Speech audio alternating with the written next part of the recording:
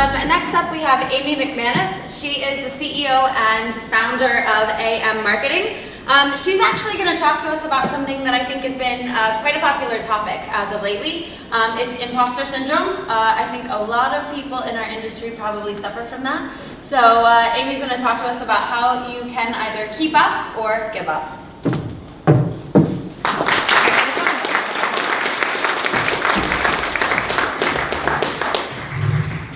Oh, there's a lot of you. It's going to be a bit scary for me. Yeah, keep up or give up.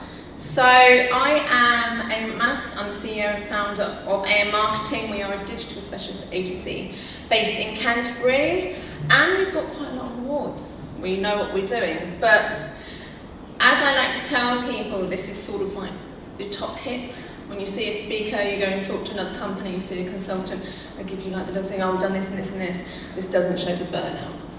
It doesn't show the late nights, it doesn't show the mental health issues, it doesn't show the imposter syndrome, the days that you spend thinking, oh my God, have I done this right, to get your agency to a stage where it wins this, and not enough people talk about it. So that's what we're going to do today. It's going to be real, it's going to be frank. There will be audience participation, I am so sorry, but it's very, very necessary. So let's do it. Hands up, please participate. Hands up, how many people in this room have either felt they, in their jobs, weren't good enough, had imposter syndrome, or have had some sort of mental health issue? That is a very high percentage of people, and it's very common. Very, very common, particularly within the digital industry. The digital industry is rife when it comes to mental health issues. And in recent studies, we've actually suggested that digital as a whole, as an industry, is actually as bad as medicine and law when it comes to mental health issues and stress. Those big industries we both associate with stress and high pressure. So when I started at my first ever agency, 21 years old, very, very young, wanting to make my mark, I was the only woman joining the industry, joining that agency. They went into my first day thinking, yes, I'm going to make my name, it's going to be amazing. Group of men, someone shouts from the back, great, there's someone else to make the tea. Yes, that is the right reaction, thank you very much. At the same point, within 2 weeks, my boss referred to me, to the client, as some bird at the agency. So, unfortunately, what happened is I went the other way. I thought, you know what, I'm going to prove you wrong. And I did. I took the turnover of that agency from 1 million to 10 million within the course of a year. I brought on Amazon, I brought on Harrods, I brought on De Toynen. I single-handedly managed the retail and promotions for 900 stores within the UK, but it was at the detriment to my mental health. I'd gone so far the other way, I'd worked so hard to prove them wrong, that I didn't look after my mental well-being.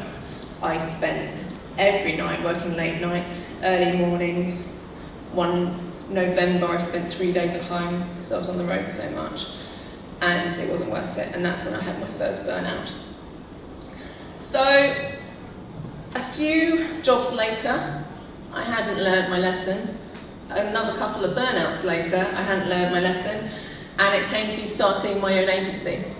And 1 year in, I was in a car crash that almost took my life. I was hit head on. I couldn't feel my legs straight after. I blacked out and had to pull myself from the wreckage. And I tell you what, when you are laying on the ground, on the cold hard ground, and you genuinely think that you're going to die, you don't think to yourself, shit, I'm so glad I spent that extra 2 hours doing that report last night. You do that, it doesn't cross your mind, funnily enough. You think about your friends, you think about your family, you think about the time that you spent with them, and that's the only thing that you think about in those moments. So, my life after that point, my agency's a year old, it became a bit of a soap story. I had PTSD, I had depression, I had anxiety, I had chronic pain. I had to go through 6 back operations in the space of 4 years. And every single day, your mind tells you that you cannot do it. Huge amount of imposter syndrome. When you're in a position where you cannot even pick up the phone because you are so anxious, you just think to yourself, I cannot do this, I cannot run my agency. But then I realised that working in digital wasn't helping. It was actually exacerbating the issues. It was making my depression worse, it was making my anxiety worse, and it got me thinking, why is our industry like this? Why am I in an industry, and I'm running my own business here, so I make the rules, right? I get to say when I work, what I do, yet I'm still in a position where my mental health issues are not improving because of the industry that I'm working in. So I started researching, found out that digital is as bad as medicine and law when it comes to mental health issues and stress. I found that a huge percentage of us, as we've just shown from the show of hands, huge percentage of us have suffered with imposter syndrome, burnout, mental health in some aspect. And then I started talking to people, and either someone had suffered from it or they knew someone else. And here's sort of my main reasons in my research why I think that is such a common occurrence within digital. The main one is the fact that we're a young workforce. So the predominant amount of people that work within digital, you're from millennial generation or Gen Z. And these are generations that are suffering with other sociological issues outside of work. So a lot of us, when we left university, when we left school, there were no jobs. We were in an issue we were in a recession, there's higher cost of living, it's harder for us to buy our own homes. If you take all of those people suffering all of those issues that are going to make them poor in terms of the mental health anyway and put them into the same industry, it's going to create a higher percentage. The fact that we have high screen time, big issue. Harvard Medical School and the University of Toronto, they've done a lot of studies on this to suggest that blue light actually affects your circadian rhythm. So the rhythm that says you wake up in the morning with sunrise, you go to sleep at night with the sunset, your day is 24 hours. People that have a high screen time, they're exposed to a huge amount of blue light, it affects your sleep. It affects your the amount of sleep you get, but also the quality of your sleep as well, which will then affect your mood, which is then going to exacerbate feelings of depression and anxiety. How many people here, you're meant to have complete darkness and no screen time for 2 hours before you go to bed? How many people do that? Well done, man, very good. But we should all be doing that. It should be 2 hours of no screens before we go to bed to make sure that we get decent REM cycle and decent quality of sleep. Then social media perfection. I put the Kardashians on there because they are the epitome of what I like to call Instagram bullshit. Like just the general pre-created perfect crud that you see online. You know what I mean? And for a lot of us working in digital, we're either working on social media, that is part of our job, or we spend a high percentage of our time on social media. So when you're constantly being presented with this perfect idea or someone's top 10 hits, and you're comparing that person's top 10% of their life to the entire crap of yours, is going to make you feel bad. It's just going to make you feel bad about how you feel yourself, what you've achieved in your life, and it's not going to be good for your mental well-being. And then finally, the one that I think is the biggest factor in our industry is the fact that it's constantly changing. We are pretty much in digital working from month to month. Things change all the time. Any Google partners out there, you know that you've got to retake your exams every single year. A prime example, Google evolving the no-follow a couple of days ago. Everyone going mad on Twitter, oh my god, what does this mean for us? So you get to a stage where you literally cannot afford to take time off because that means that you'll miss something. In the industry that is digital, you can go to sleep an expert and wake up a novice because something's changed overnight, right? Have you ever been in work and just thought, I mean, I've actually been in a training session, training someone on how to use something, and they've changed it, and I haven't known, and gone, where have they put that? In my mind, think, oh no, it's just over here, I'll find it for you, and then that makes you feel like crap. That's going to make you feel like an imposter, make you feel like you're not meant to be in this situation, that you're not meant to have this authority, and that you're no good at your job. So in any other industries, it doesn't happen. Change is slow. Things have to pass through laws. everything happens at a slow pace and generally people keep up with it. So digital is one of those industries that's just so fast paced and everyone needs to keep up. Hence why I named this talk Keep Up or Give Up. So when our industry is constantly changing and we don't know whether we're coming or going, that's when this guy comes in. I know, right? But that's when this guy comes in, and I've also already shown a load of hands with regard to how many people felt like an imposter within their job. So for those of you who don't know what imposter syndrome is, it's essentially when you are working in any other job, how good you are and how good you think you are should sort of go along the green line and increase exponentially. But when you're in imposter syndrome, you could be really, really damn good at your job, but in the industry of digital, constantly changing, how good you think you are is constantly on the move. It could be up one day and down the next, and that's when imposter syndrome is caused.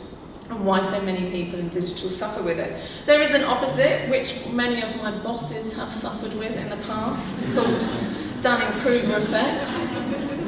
I like to call that when you are an arsehole. Yeah, there we go, Dunning-Kruger effect, the opposite there. But the majority of us sane people that want to do a good job don't think we're good enough, we suffer from imposter syndrome. So what is the break, okay? Because let's be honest, these are all interconnected. It's not just a cycle, they're all intertwined. All of the 4 issues we've discussed before are going to relate to your sleep, they're going to create a situation where you're suffering from poor mental health, you're more likely to have imposter syndrome, you're more likely to suffer with burnout. So what do we do? Okay, we've got to break this cycle. And that is what we're going to do now. Because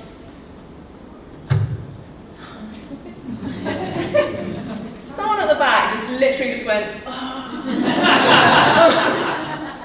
So I'm going to say the words that are the scariest words a speaker can say to any audience. Turn to the person next to you. But seriously guys, what I want you to do is, oh, you're ready for it, you're ready to go. I'm going to give you a minute, right? 30 seconds each. I want you to tell the person next to you a time which you have felt like an imposter within your job, okay? I'm going to give you 30 seconds each way. Go.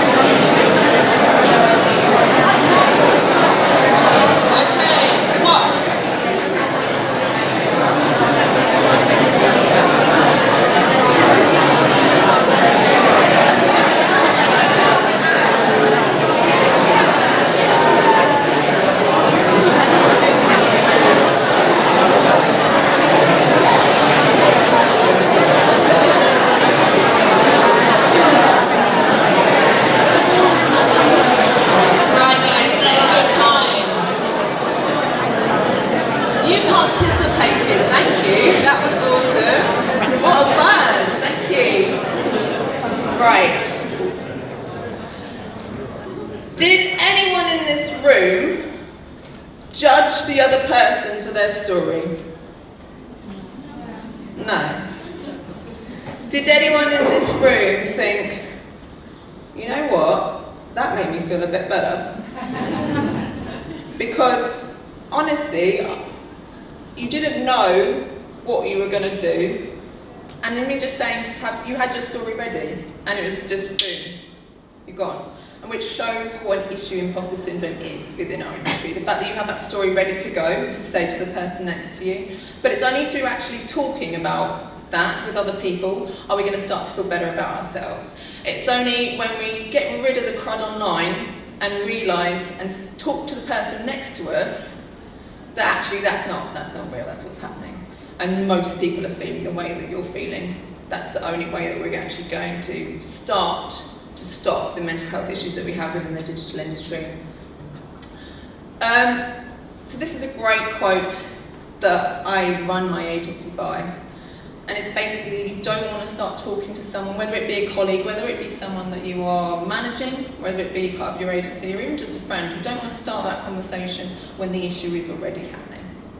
You want to have those structures in place for your team, for your agency, for yourself, to make sure that it doesn't get to that stage. So just to finish with some of the things that we do at AM Marketing, they're not expensive, they're not particularly like world leading, they're just really simple, and they make sure that our team are happy and make sure that they are supported and make sure that they know that mental health is not something that they need to hide about, and it's something that they can come and talk to us about, which they do. The main one is personal growth tracks. Really, really important. This is not about what you're going to achieve on your goals in your business. This is not about here are your KPIs that you've got to achieve. This is about sitting down with your staff, with your team, or with someone on the same level and just saying, what do you actually want to achieve personally? It could be that someone perhaps doesn't have the confidence to do a presentation, and that's something that perhaps might not be really important for their job, but it's important for their personal growth. Raises their confidence, increases their mental well-being. No late nights, and I mean that. We have no late nights. If you are still in the office at 5:45, 6 o'clock, myself and my husband, MD Brad, will come over and we will say, get out. Because that is so important. You do not want your team or yourself having that late night that will affect your work the next day. And it just makes clear business sense that you don't want someone doing crap work on your clients because you made them work the night before. No holiday emails. If you're on Slack, get off. Seriously turn them off. And I've been guilty of this so many times, because if you don't have that break, it means it's going to cause further issues further down the line. 80% capacity. Now this is an important one as well, and it's generally, it applies to everyone, but particularly to managers of teams and also owners of agencies. We work to an 80% capacity at AM Marketing. If it means that whenever there's new work coming in, or we've got a new client, that straight away then can be worked on by the individual, by us, and it's not going to stress us out. It means that we've never got to a position where if someone's at 100%, if a new client comes in, they're at 110, they're at 120, suddenly they're working over capacity, they've got to work more hours. You work to 80%, and then when something new comes along and perhaps someone's been working at 100% for a while, that's when you hire new staff, and we use it as our indicator for when we need to hire and expand. And mental health days. I like calling them mental health days, because to call them something else doesn't mean that there's something different. If someone rings up and says, oh, I need to take a blah blah day, you still know that it's for their mental health, and actually calling it something different, I believe, perpetuates the idea that you're not allowed to talk about mental health. So we have a system where it's very open. If you want to take a mental health day, you take a mental health day. Because me personally, as an agency owner, you taking that day may mean that you don't take 2 weeks, 3 weeks, 4 weeks later on in the line. So it's in my interest to make sure that you are looked after. And finally, this is a quote that I invented. I did a quote, take pictures, tweet it. But it's something that I live by now. If say you've got 2 hours, you can either work on your client at 50% because you're not feeling good, you're down on your battery. You can work on your client for 2 hours for 50%, or you can give an hour to yourself, take some time, have a nap, do a meditation, do some yoga, and then work on your client for an hour at 100%, and you accomplish the same amount of work. So which one would you rather do? And I would just like to leave you with the thought that, and the advice, do not get to the position like I did, where it takes a car crash that almost kills you in order to make a change. You shouldn't have to go through that experience. Do it now, look after yourself, take your time, do your work, and make sure that you are well while you're working in digital. Thank you.